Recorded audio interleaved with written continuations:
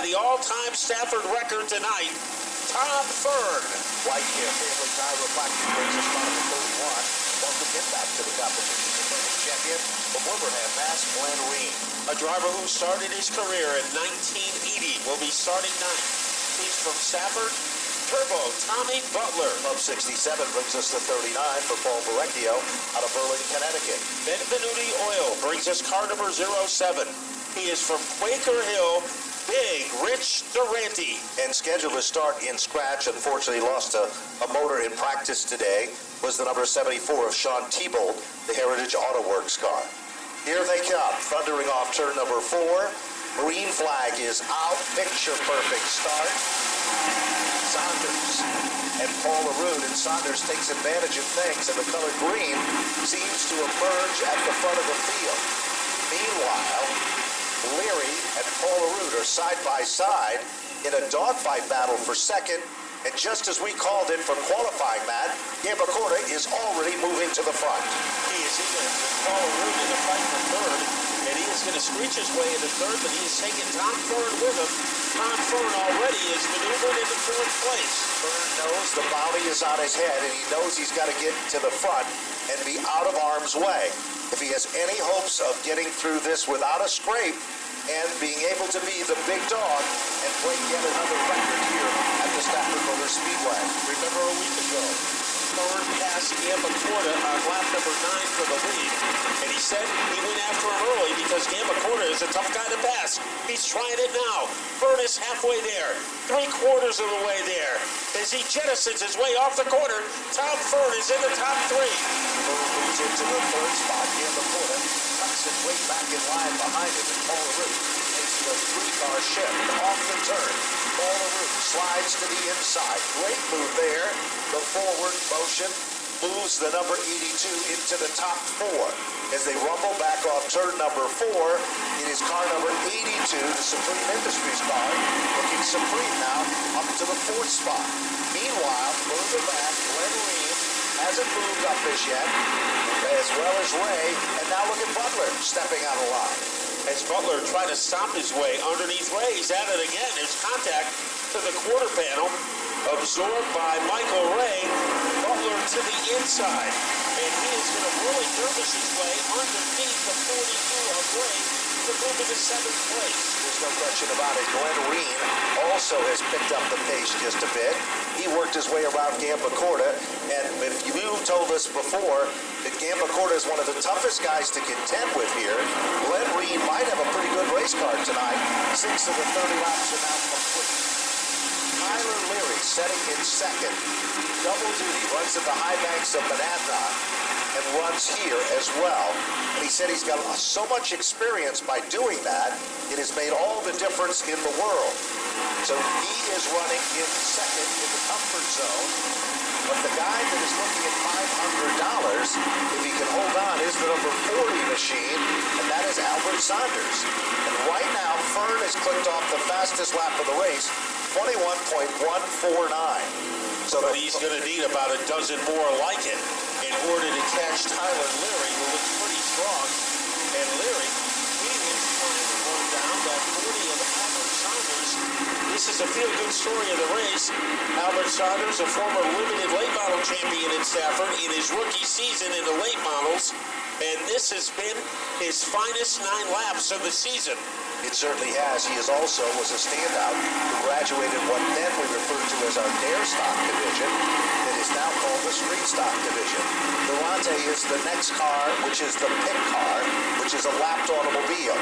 Meanwhile, closing up the gap, here comes Fern on Leary. Now, Leary could be the perfect buffer to work to the advantage of Saunders if he has any hopes of securing that $500 bonus. Yeah, perfect scenario for Albert Saunders would have Leary and Fern battle for second for as long as possible, because when they're fighting with each other, they can't worry about Albert Saunders. Look at Leary. He is doing everything to keep that car down. You want to run the bottom of the racetrack and make the other guy go to the outside to make the pass. That is always the quickest way. Mayor Colaccio always says, guard the bottom. He always tells all of his drivers on the radio, stay on the bottom of the racetrack at all extremes. And right now, Leary is kind of doing that, but all of a sudden, Fern sees some daylight. Will he be able to pull it off, Matt? He has some inside position, and O'Leary just exploded between turns 1 and 2, like he was at Cape Canaveral. So Leary felt Fern's heartbeat, but was able to maintain his second-place status. Remember, we are just 2 laps shy of the halfway marker in this event. Fern does it again. Double dips down low. Leary is on the outside. He left the door open. Fern is no stranger to all of that. And look at Paul LaRue. All of a sudden, he gets a second wind, and Paul LaRue has moved up not only to the 4th spot, but he's one of the quicker cars on the racetrack, and he's reeling in on Leary. A few minutes ago, he was back in the 6th spot. Yeah, so he has shown some firepower. Then it's Green in the number 5 spot. Right behind him is Gambacorta in the 23, then Butler, then Ray. Surprised to see Michael Ray back as far as he is. Halfway through the race, and Tom Fern has to play catch-up against Albert Sanders, and Sanders, he is leading by about a cornfield over the number 92 car. There's no question about it. He has a commanding lead, but a caution could change all of that. Things start to settle in now. Meanwhile, the quickest car on the racetrack seems to be the Paul LaRue car as it continues to pick up the pace. It starts to move in closer and closer to the buy of the pressure on Leary.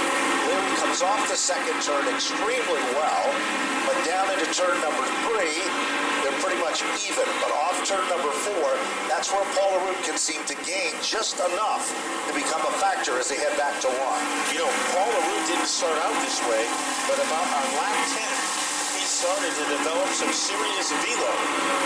As he has the velocity, he'll try to put it to work against Tyler Leary in a fight for 3rd. Look at Albert Sanders. He is almost like a time trial, all by himself in car number 40, as he is leading Tommy Fern by about the length of the Alaskan pipeline. He certainly has, in that margin between 1st and 2nd. Sanders last time was a 5:33, and Fern was a 4:66. That means he's coming, but will he run out of time? 18 of 30 laps remaining in this event. And Albert Sanders, a young kid from Stafford, Connecticut, a twin. Both of the brothers have made their marks known at this speedway. American Sleeve Bearing, a local company, is sponsored them both. And they have been successful in every division they've competed in. And they also have a mentor who has helped him, Tommy Butler. Less than 10 laps to go, Matt. And the bounty that was on Fern is still there at $500 additional. Well, this is not going to be easy for Tommy Fern, as it's almost like Albert Sanders is in a sanctuary city, all by himself at the top of the field. But if anybody can run him down, it's Tom Fern, a 4-time Stafford champion. Last circuit, Sanders, 6:14, Fern, 3:36. So you can see that Fern is coming. He is focused and hitting his marks each and every time. And there is now less than 8 laps remaining. And the laps cannot click off the scoreboard quickly enough for the 40 of Albert Sanders. He has yet to win in the late models. What a time would it be to do it tonight, with an extra $500 riding on it. But Fern still running fast laps. So does he have enough time under green flag lap conditions to catch the 40? There is less than 7 circuits remaining. We look at timing and scoring. Albert Sanders has picked up the pace. 4:98 to Tom Fern, 4:11. So Sanders, he wasn't sleeping. He might have been playing a little cat and mouse himself. Well, the siesta is over for car number 40, and he is back, running scintillating laps. Fern is a distant second. Leary getting a challenge, which he has had for the last 10 laps or so, from Paul LaRue. Then it is Green in 5th place. But will Albert Sanders be the $500 man? He is less than 5 laps from pulling it off. There's no question about it. Whoever thought it might become this easy, but it's not over with yet. Because down the back straightaway, Glenn Reen, detour, yes, does a little Joey Chitwood thrill show action. He went into Green Acres. Yes, he came did. out. But it is still Albert Saunders. But now Fern is closing up the gap. Last time by 4:41 for Fern, 5:17 for Albert Saunders. 27 now complete. Fern still has less than 3 laps in which to make a move, as he is a BB coming off the second quarter. But here is Albert Saunders in total control. Is Looking at Fern, and right now he is holding him off with 2 to go. 2 circuits to go. All of those Fern wanted t-shirts, all of those posters in the paddock area, all of a sudden do not look like they have any meaning at all. Because every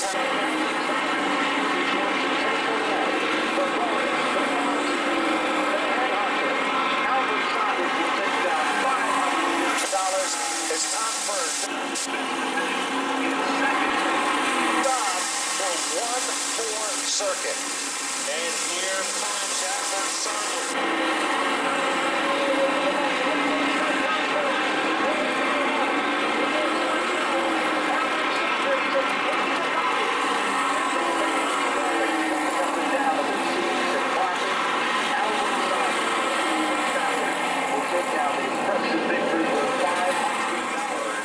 Being such a good sport and really trying to build this up and make it something special. He really said it was a privilege to have a bounty off of him, and Albert has to be pretty happy about it because his winnings for tonight will be around the $1,400 mark. So a very lucrative evening for Albert Saunders. You always remember your first win, but I think because of the bounty situation, this is an extra special night. Tommy Fern goes over now to congratulate Albert Saunders as well. I don't think Tommy Fern or anybody expected the bounty to end so quick, to be very honest with you. But as we said before, hats off to Tommy Fern for doing just an outstanding job in their group with all the posters and the shirts and everything else, making it a big deal, because it was a big deal to be honored to have a bounty and being the best and one of the stars to contend with. Let's go now trackside, and it looks like Kyle Rickey is there with an ecstatic big payday winner. $500 is a big bonus, Kyle. Would you like to have that? I would indeed, but Albert Saunders instead will have that bonus. What a night to win your very first late model feature here tonight. Bounty on the line. You're the first guy to beat Tommy since the second week of May. Congratulations. Kind of work us through your race. You got out front early and never looked back. Yeah, the car was great tonight. Started on the pole. I think the 99 had a problem. He was supposed to be up there, but he had to go to the back. I was kind of nervous about it. I had a problem with the transmission during the heat race, so I was really concerned about getting in the gear. I've been kind of having transmission troubles, or not transmission troubles, but clutch troubles all year, so I really didn't want to caution. You get your very own wanted t-shirt from the Fern crew. Oh yeah, that's cool. But yeah, the car was great. Just I was praying for no cautions. Luckily we didn't get any. I was able to get a good lead and just try to maintain from there. Got a lot of people to thank. American Sleeve Bearing, Rad Auto Machine, Williams Race Gears, Johnson Memorial Hospital, BA Museo, Rob Davis, the whole team, Cliff. He took a week off to help me out this week, and that was a big help. And Tom Butler's number 4 team helped out a lot, so definitely a team effort.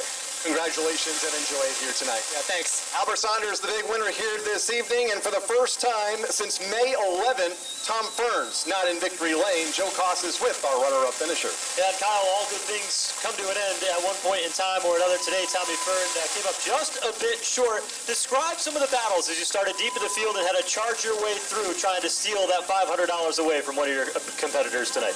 Well, just we started on the outside there, and then I got up to the bottom and just I had to try to pick them off one by one, and you know, I got up to Tyler, and took me a bit to get to him, then get by him, and then you know, Albert was gone by then, and I tried hard to get there, but just you know, just couldn't do it with the amount of lead he had. But you know, I can't say we're not happy. It's just great to be here every week on the podium, and you know, it's, like I said, it's a great team behind me. My guys work very hard at this, and a lot of passion in it to get us here every week. And, you know, Kingware Coach Line, Safeco Foam, Sun Valley Fire Equipment, Jim Whipple, Sporting Goods, excuse me.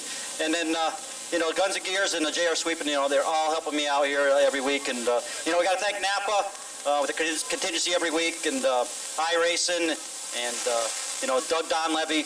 All those people really help out. You know, Hoosier Tire, Rat Auto Machine, Joe Ham Chassis. You got Buzzy and John Williams doing my drive line for me. And, you know, just a big, big group of people. Hoosier Tire, Independent Wheel, like I said, Sunoco Fuels. Just a bunch of people that help us get here every week. So, got to thank them. All right, that's Tommy Fern, and for the first time in a month and a half, Tommy Fern finished his second tonight at Stafford Speedway in the late model division. The man that finished third tonight, though, was Tyler Leary. And Tyler, you had a pretty wild battle there with Tommy. You were wheel to wheel for a time or two. Describe your fight into a third place finish today. You know, got to try to keep Tommy behind us as long as we can. So you just race with every ounce of heart and sweat to try to keep that car behind you. But congratulations to those guys in the 40, well deserved.